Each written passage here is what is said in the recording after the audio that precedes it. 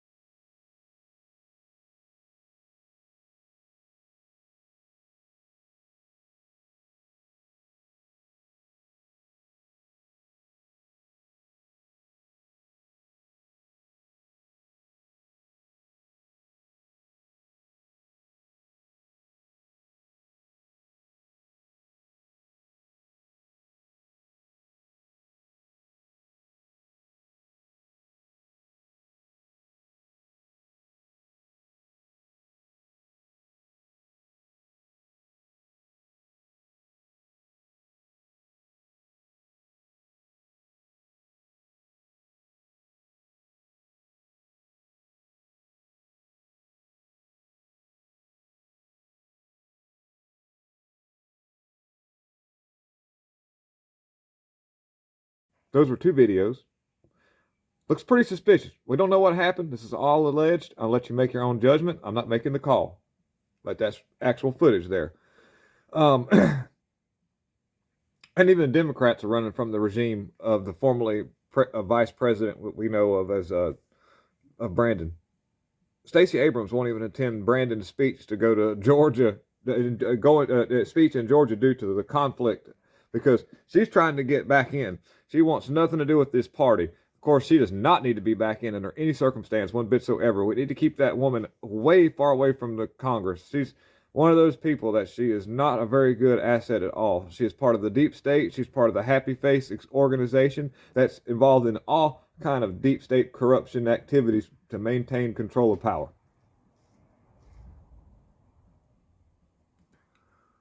I got my timing chain job all done. I just got to put the tires on it. Runs great, by the way. Turned over and fired right up. Everything worked good. Let's see here. Let me go back here and we'll read a little bit more. I'm just going to get straight to the choosing stuff right now. And the rest of it will all be stuff you don't feel like watching. You can tune out. Democrats HR1 eliminates voter ID, something even progressive European countries demand. I've talked about this before. I even did a meme on it. I was like, dude, this is so crazy.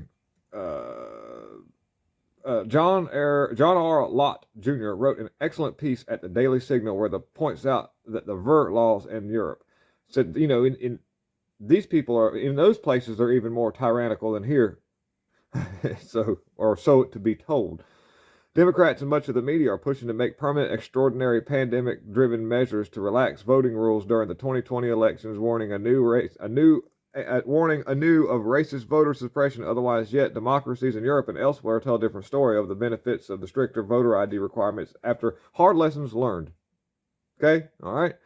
A database on voting rules worldwide compiled by the Crime Prevention Research Center, which I run, is quote unquote. This I'm quoting some people. I don't run this. Somebody else does. Shows that election integrity measures are widely accepted globally and have often been adopted by countries after they've experienced voter fraud under loser voting regimes. 47 nations surveyed in Europe, a place where on other matters American progressives often look to with envy. All but one country requires government-issued voter ID to vote. The exception is the UK, and even the voter IDs are mandatory in Northern Ireland for all elections and in parts of England for local elections. Moreover, Boris Johnson's government recently introduced legislation to have the rest of the country follow suit. Old Dookie Butt Boris Johnson. You know, if a mop, like say for instance, if you ever wanted to meet somebody, like okay, like from what they look like, who they would be as their job, he would be a mop. Anyways, that's me. So, I think I'm a big fan of that. 100%. 100% a big fan of that ID. Republican Vernon Jones. This is really cool. Republican Vernon Jones files official complaint with Georgia Secretary of State over illegal paper box. You know, he's like, you know, we haven't heard a lot about him. I know there's controversy about Vernon Jones. All we can say is we're working what we got to work with here. Take the wins where we can get them. He might be a good asset. We'll see. You know, a lot of people, we'll see. Republican gubernatorial candidate Vernon Jones has filed a complaint with Georgia Secretary of State's office requesting that the office open an investigation regarding a possible violation of the rules of the state election board. Rule 183-1-140.6-14 carry the two squared secure absentee ballot drop boxes says in part a drop box shall only be located on county or municipal government property generally accessible by the public. At the health department, where everybody they're trying to stick these things everywhere, making it very easy to be stuffed.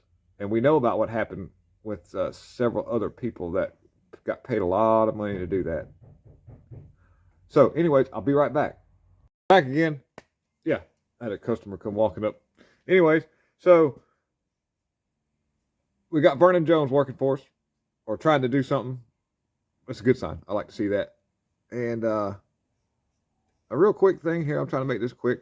BLM supporting Waukesha Christmas parade terrorists set to appear in court this week, nearly 2 months after deadly attack. This is the man who made it an adamant effort to run over elderly people and police officers. And the media is definitely spinning it in a weird way. They're not actually kind of reporting like they should. They're saying stuff like, "Oh, he was, you know, he was not taking his medicine, and you know, he was scared of being attacked by the police and all that." When he had very, very clear evidence that it was all intentional, and he actually had. There's a lot of footage probably being scrubbed at the moment of him praising BLM, praising violence, wanting to cause trouble, you know, very racist rhetoric. And he was also well known for trafficking underage girls as well too. He considered himself a PIMP, and that he was that this was a profession that he liked to call, and he was trafficking a young girl at the time. So, he definitely is not one of the people we need to be walking around free, especially considering there's children, there's innocent people out there that have a wonderful heart of no violence, and this man does not need to be anywhere near those people. Career criminal and avid BLM supporter Darrell Brooks, the psychopath who killed 6 people and injured over 60 others when he sped his SUV through the Waukesha Christmas parade on November 21st. Well, he will appear in court on Friday to face preliminary hearing on his charges. And Brooks was arrested by police near the scene shortly after a horrific attack. He has been charged with 6 counts of intentional homicide, according to Waukesha's chief of police, Danielle Thompson. And his bail has been set at $5 million, or Daniel Thompson, I'm sorry. And Brooks faces life in prison if he's found guilty on even just one of those counts. But he's wearing his mask, if you'll see, I'll link this in the comment. Thank goodness he's got his mask on. Protect him from anything. Yep. So, anyways, I'll try to make this fast here. Let's see.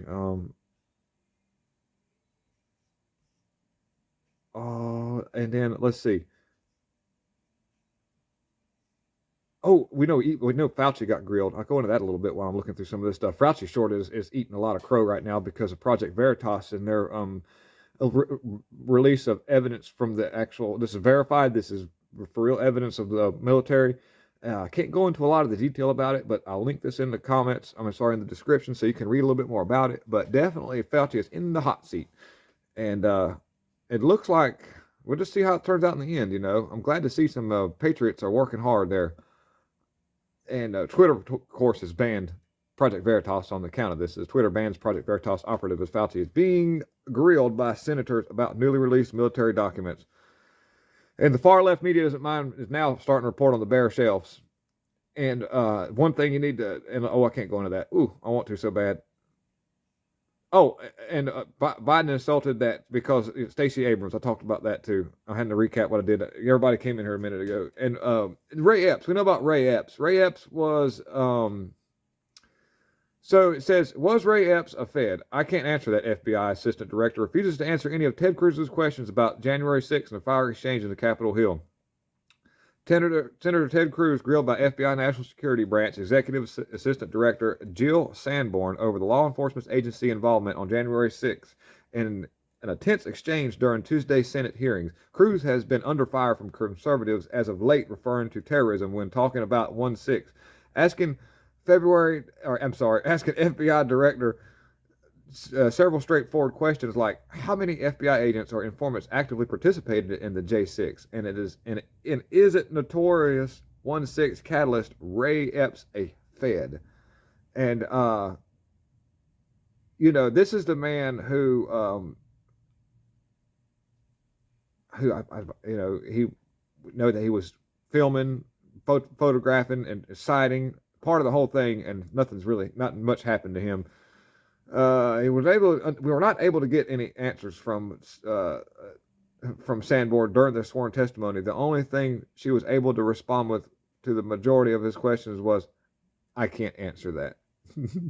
Yes or no questions. Sanborn did, however, admit to knowing who Ray Epps is, but acted as if she did not know anything about him before refusing to answer a direct question from Cruz on if he is a federal agent. Cruz ends his line of questioning by attempting to get straight to the answer one last time with a very specific and pointed question. Ms. Sanborn, a lot of Americans are concerned that federal government deliberately encouraged illegal and violent conduct on January 6th. My question to you, and this is not an ordinary law enforcement question, this is a question about public accountability. Did federal agents or those in service of federal agents actively encourage violent or criminal conduct on January 6th? Sanborn defiantly responds, not to my knowledge, which is a legal way of answering a question without actually telling a lie. If the FBI did not participate or encourage the eventual outcome of January 6th, they could easily say so. Refusing to answer the questions is all about direct confirmation of their involvement. So, I'll end this with Ted Cruz is eating crow as well. Now, we'll see what happens. This is what we got to work with. Just going to have to see what happens. We stay on him. He's got to act right. He's going to go with what the people says. And if the people want him to be that way, then hopefully he can, we'll just see. He's a smart man. He uses words very carefully. I don't believe what he said was an accident at the first time. I don't know what his actual intent was behind that. We will never know because we're not there. But we do know it was very, very off to hear something like that, especially considering the fact that we are working hard to build an organization of true patriots, people who are for America, and to hear somebody go back and forth like that really kind of damages our trust in that person because of the fact that we are on solidarity. We are grounds to where we are trying to work for freedom and prosperity for every single person. Every single person. We even do want so much as we go into other countries and try to make sure they're free as well. Right or wrong at times. So, anyhow, thank y'all so much for tuning in. We're going to be looking to see what happens on Wednesday. They're going to start the investigation on the people picking process in Pennsylvania. Hopefully we'll be, that can kind of run smooth. We already know that there's going to be hiccups because the Democrats are working very hard in the left, and also the people who own the machines that count the papers, that starts with the big D, and they are working in conjunction with the politicians to keep this from happening, which is very strange because of the fact that they don't control our people picking process. They should not. The only thing they control, they don't have control over anything. We bought software and hardware to assist in a people picking process from a company. After that, they're done. So I don't understand how that's going to roll out. I don't see how they even have a ground to talk about that. So lots of love. Check out Shannon up there at Devoted Patriots.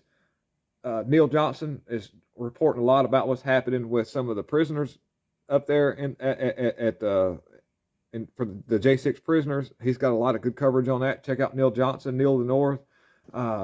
This Way Times, or I have another show on another channel on This Way Times called Fox and Archibald. It's me and Shannon from Shannon Devoted Patriots, and lots of fun there. A lot of good things happening.